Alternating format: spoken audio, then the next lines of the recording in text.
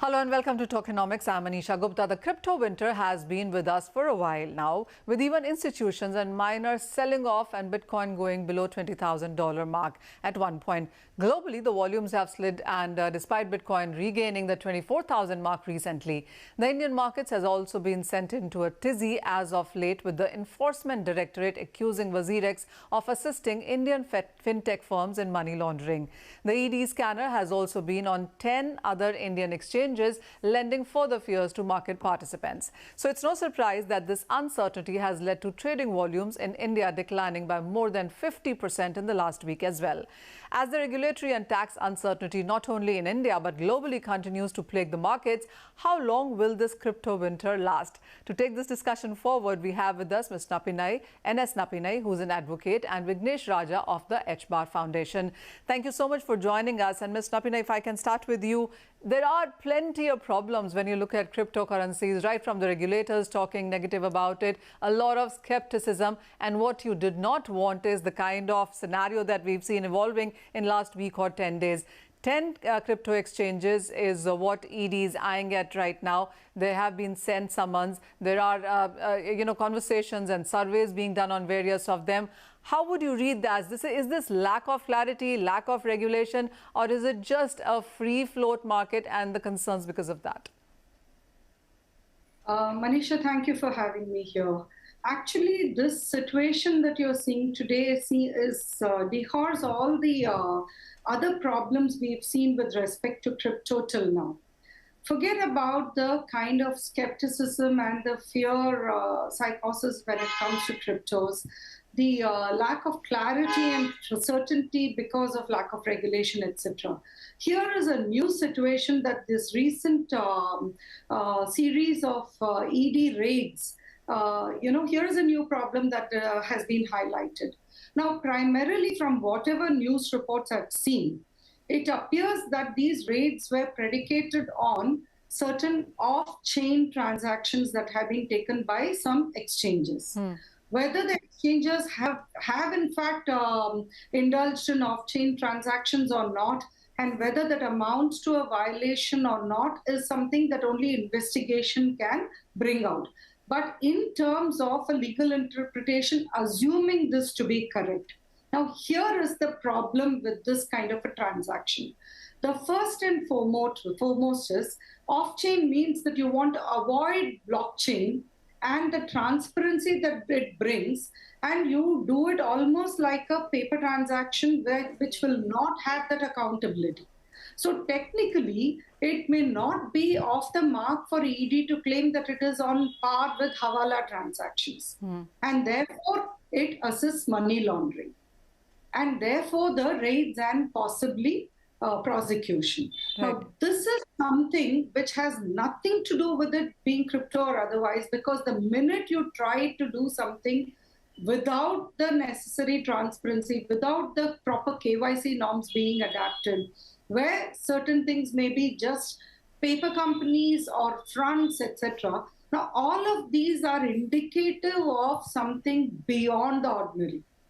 And each of these lend themselves to the possibility of crypto being a means of laundering monies. And in this instance, the accusation also appears to be that monies which were, there are two separate parts to the transaction. There is a scam that has happened with respect to these Chinese loan apps, etc. And you have the second part, which is crypto as the means of taking the money out of India. So each of these individually can amount to crimes, and combined is just a stronger case in the hands of the enforcement agency. Clearly. So given this problem, that crypto is the basis for siphoning out money just makes it worse for the domain. It sure does. So, there are two aspects to it. And as you were explaining to us, one clearly is about money laundering. The other is about FEMA here. And you mentioned about KYC and a lot of loopholes that we've seen happen in this space. What does it all really mean for the investors? Because the latest report from UNC-TAD tells us that nearly 7% of Indian population does own cryptocurrency in some sense or the other. What does it really mean for them?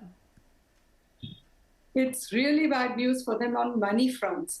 The first and foremost is if the investors have sought for off-chain transactions, then they themselves are in violation irrespective of the exchanges. And they are in violation on multiple fronts. I also wanted to add, even in the earlier instance, that off-chain means that you're probably then circumventing the tax that the Indian government has now imposed on these kind of transactions, these kind being crypto transactions, right? So if the investor has asked for off-chain and consequently they have also participated in the process of tax avoidance or tax evasion probably, then that leads to another layer of a possibility of prosecution. And finally, if an investor has just been doing their regular trading and using an exchange and had nothing to do with all these off-chain transactions, and yet because of the freeze that ED has brought in, now there the investors do have some remedies, but that is likely to be predicated on what the terms of their contract is with the exchange that they have been using. If it is in terms of remedies from the exchange, if it is in terms of other processes such as a prosecution, a criminal prosecution, or other forms of remedies, that's where it gets into the gray area, where general laws can be applied, and it can be. There is nothing in law which says that crypto is not part of the legal framework unless otherwise said so. You know, special laws are meant to provide for a domain with which has certain kind of complications that the domain brings in. Sure. But in the absence of special laws, you can still rely on general laws, and investors will have to look at, one, their contractual terms and the remedies available under general laws, be it civil or criminal prosecutions, and they can definitely try and seek recourse under these. All right. So, yes, things are not getting easier. You know, last year it was all about on how do you pay taxes and how should you show it in your balance sheet. And then came the higher taxes at 30% of crypto tax, 1% of TDS. And then the kind of sell-off that we've seen in cryptocurrencies, the kind of layoffs that we have seen globally, and then the Indian markets as well. All of that has brought about a freezing of accounts for WazirX and Vault, and there are summons being sent to various other exchanges also. When you look at the kind of view that we have in the Indian markets with crypto, what's your sense on what is ahead of it? There are people invested, yes, but any new investors, would you encourage that at all?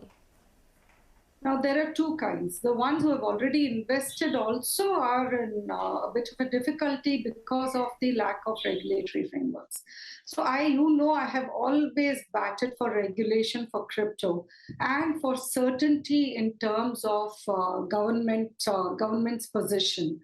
Because unless and until government expresses its mind, not just in terms of general statements or cautionary notes as what RBI has been doing, but with parliament enacted laws and rules framed thereunder, unless that happens, there is no certainty and there is no safety net for investors, old or new. Now, this is where we stand even today. And we go back, Manisha, I remember some of our earliest shows we have done. I think it may be 5, 7, 6 years back and even earlier. Yeah, but from 2013, the government has been straddling the fence in terms of crypto. You had your first cautionary notice in 2013, and beyond the 2016 notices, which then got struck down by the Supreme Court, you've not really had much progress. And after the strike down by the Supreme Court of the RBI notice for disproportionate, on the grounds of it being disproportionate, there has not been much action. We are still hearing about possibly a law, and unfortunately now it's diluted down to a public consultation. All this is not helping us, be it as investors, be it as users, be it as exchanges or people in the industry, or for that matter, be it for law enforcement.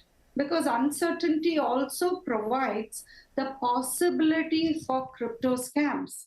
Because when a scam happens, the victims are scared to approach the law enforcement because they don't know whether it'll boomerang on them.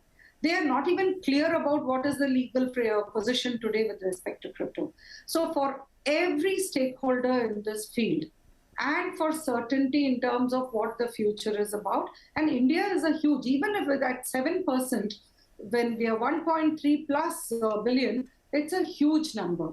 So we are big players in terms of a global market, and certainty to ensure that we know where we stand with respect to crypto or not, tokenization or not, limited usage or not, is too relevant and critical. I do hope that we will see an immediate regulatory framework in the near future and not the distant future.